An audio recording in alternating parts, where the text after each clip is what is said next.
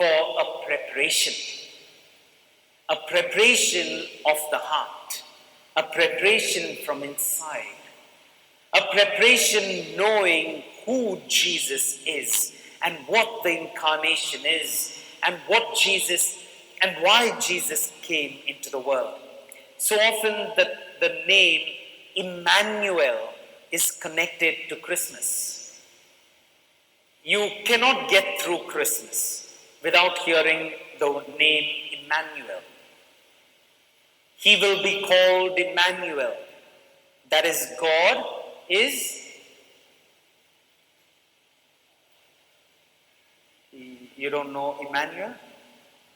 Not your neighbor Emmanuel. Emmanuel, Bible Emmanuel.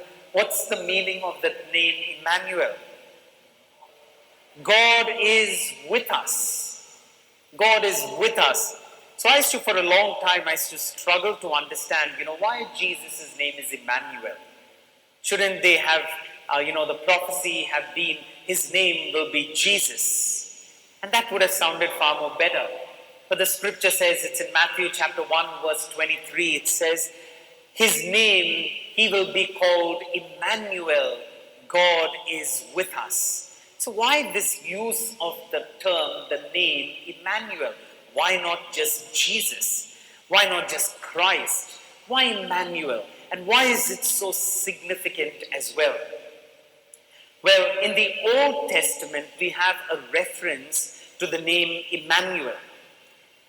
And it is a fulfillment. Always, the New Testament is the fulfillment of the Old Testament. So often, there are many who say, I don't like reading the Old Testament. I don't understand anything. It's all these wars here and there. There's war and there's killing. And I don't like that God of the Old Testament. But the God of the New Testament is good. No, the God of the Old Testament is the God of the New Testament. There is no difference between the two. And we cannot say that I don't like to read the Old Testament because I don't understand it. The New Testament is the completion of the Old. If I don't know the Old, then what am I going to complete? I will never understand the New if I have not embraced the Old. So the Old Testament is very essential to understand who Jesus is and how Jesus presents to the people of God, who God the Father actually is. So in the Old Testament, there's an understanding of God the Father. In the New Testament, what changes is Jesus explaining to the people of Israel and to us who God the Father actually is. In the Old Testament, they had an interpretation of who God the Father is.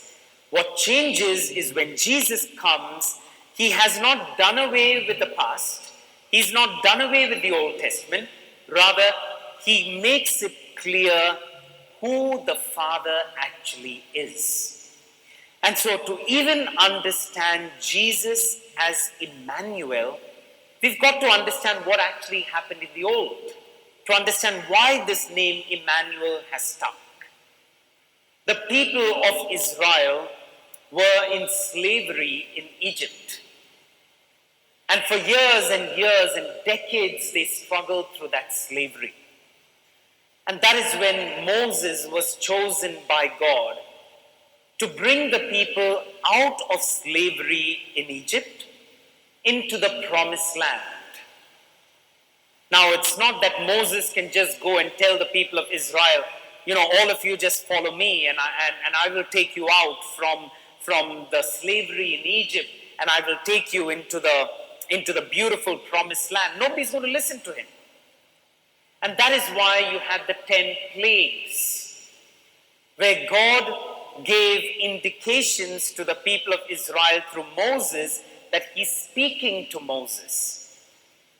So now when the people of Israel are let free by Pharaoh of Egypt and they step out following Moses, it is because they believe not in Moses, but they believe that God is with us.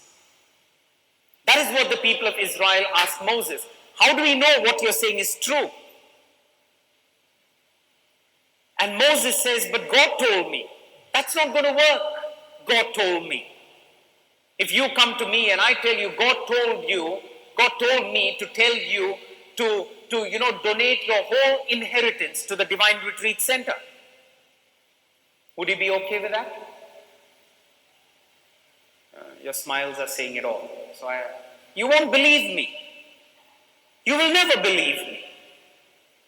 Most probably you'll say, but I need to know a sign. And that is what the people of Israel asked Moses, give us a sign. That's the 10 plagues. The 10 plagues are connected to a sign. So once those signs came about and the Pharaoh let the people, the king of Egypt let the people of Israel go, they stepped out following Moses, believing that God is with us. 40 years they were in the wilderness. 40 years they were waiting to get to the promised land. That's a long time. Nowadays it's like taking a flight. Sometimes you have to wait for many, many hours because all the flights are nowadays delayed. So the last few flights I've taken, and we sent off a priest yesterday also. Poor things, we go 3 hours in advance and we go and leave them over there, and then there is another 3 hours for them to wait after the time of departure because the flight is all delayed. That is how it is for them. These people have set out on the journey of the Exodus. They thought we will reach very soon, 40 years. And 40 years, whenever they struggled, God would work a miracle amongst them. It was a reminder, God is with us. Now, how did God walk with them? What was the indication? There was a pillar of cloud by day and a pillar of fire by night. That is how the people of Israel understood God is with them. A pillar of cloud by day and a pillar of fire by night. Now at some point, we see the people of Israel all rebelling, they're committing sins, and God gets fed up. And he says in Exodus chapter 33, he tells Moses, I'm tired of journeying with you people. So you can go on ahead, I'm done with you. And Moses tells God, don't say that. Don't say that. We will not take a step ahead if you do not go with us. If God is not with us, we are going nowhere. We're going to sit here. We're going to wait till you come with us. So that is already the history that is there in the Old Testament. The people of Israel will not move without knowing that God is with them. After those 40 years, they reach the promised land, they settle over there, everything's calm, they're enjoying, there's partying going around, there's lots of money, there's wealth, and they are all enjoying themselves, but they are always attacked by kingdoms around. And it reaches a stage, centuries later, when King Ahaz, this happens in the book of Isaiah. King Ahaz is terrified because the people of Israel are being attacked by those around them.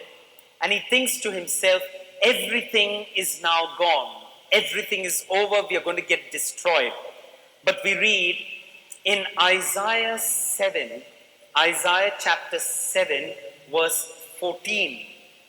Isaiah chapter 7, verse 14. This is what God tells prophet Isaiah to tell King Ahaz and the people of Israel.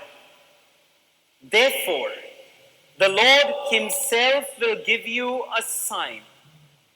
Look, the young woman is with child and shall bear a son and shall name him Emmanuel, which means God is with us.